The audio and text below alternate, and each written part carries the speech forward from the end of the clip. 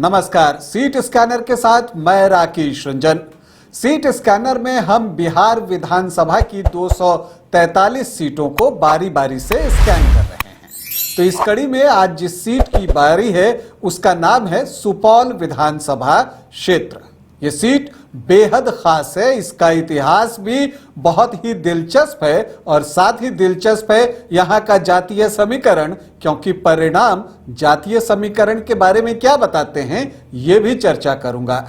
लेकिन आपको बताऊं कि जहां तक सुपौल विधानसभा की बात है, यहाँ पर जो पहला चुनाव हुआ था वो 1952 में हुआ था।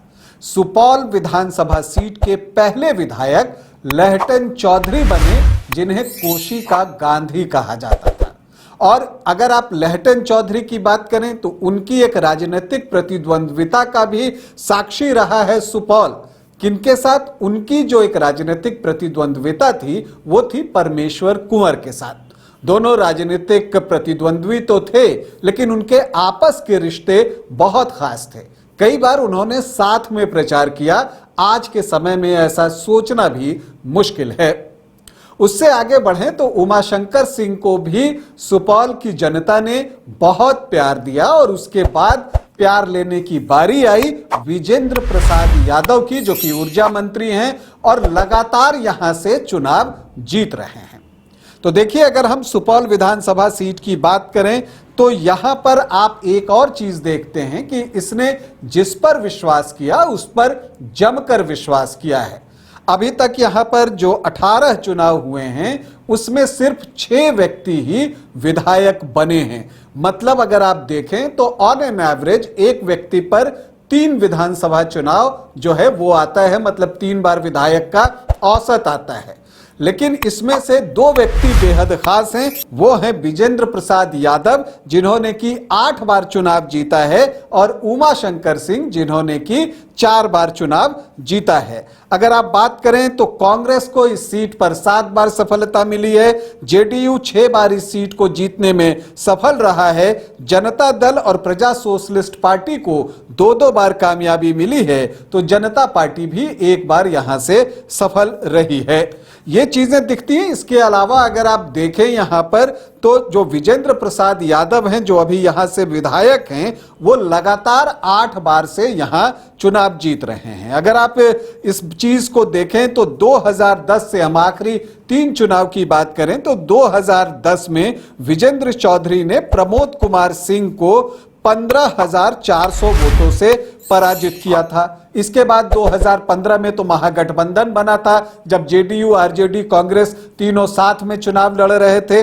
तब जो मार्जिन है इनकी जीत का वो 37,397 वोटों का हो गया था, और तब इन्होंने बीजेपी के किशोर कुमार को शिकस्त दी थी। 2020 में जेडीयू वापस से एनडीए फोल्डर में आ गया था, और तब विजेंद्र प्रसाद यादव की जीत का मार्जिन रहा था 28,099 वोट, और उनका मत प्रतिशत था 50.2%।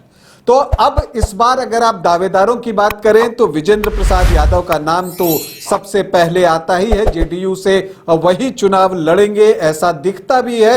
हालांकि उनकी उम्र जो है उसको लेकर एक चर्चा होती है, तो ऐसी परिस्थिति में उनके बेटे यहां से चुनाव लड़ सकते हैं। दूसरी तरफ यह देखना दिलचस्प होगा कि महागठबंधन से कांग्रेस यहां चुनाव लड़ती है या आरजेडी अपना प्रत्याशी देता है। देखिए, पिछली बार की बात करें तो मिन्नतुल्लाह रहमानी यहां से कांग्रेस के टिकट पर चुनाव लड़े थे, और इस बार भी उनका दावा जो है वो मजबूत दिखता है। इसके अलावा कांग्रेस से पप्पू यादव के बेटे की भी चर्चा होती है। रंजीता रंजन यहां से चुनाव लड़ेंगी, इसकी संभावना थोड़ी कम दिखती है, क्योंकि वो अभी राज्यसभा सांसद हैं। तो ये चीजें यहां दिखती है। अब यहां का जातीय समीकरण अगर हम देखें तो यहां अनुसूचित जाति के वोटर्स 13.15% हैं, जो मुस्लिम वोटर्स हैं वो 20.4% हैं।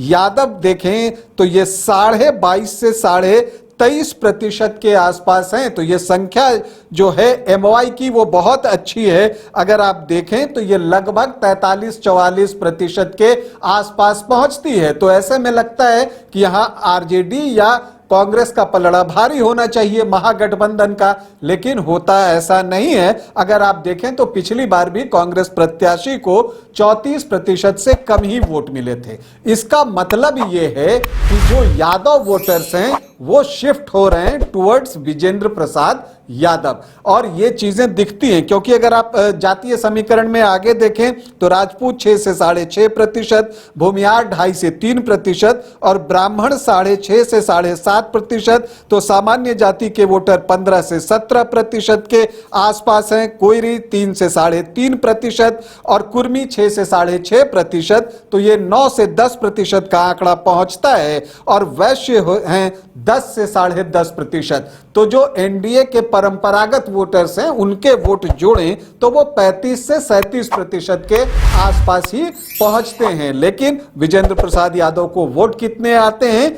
50.2% वोट, जो ये बता रहा है कि यादव वोट बड़ी संख्या में विजेंद्र प्रसाद यादव को मिल रहे हैं, और यही महागठबंधन के लिए इस बार भी बड़ी चुनौती होने जा रही है कि क्या वो अपने परंपरागत वोटरों की जो है अपनी तरफ मोटिवेट कर पाएगा, अपने परंपरागत वोट की हिफाजत कर सकेगा। यह महागठबंधन के सामने सबसे बड़ी चुनौती है, जबकि विजेंद्र प्रसाद यादव जो हैं वो अपनी नवी जीत का इंतजार कर रहे हैं। अगर वो चुनाव लड़ते हैं तो अगर वो जीतते भी हैं तो ये उनके लिए नवी जीत होगी। तो क्या ये जो अभेद्य किला सुपौल बन चुका है जनता दल यूनाइटेड का, क्या उस किले को आरजेडी या कांग्रेस ध्वस्त कर पाएगी?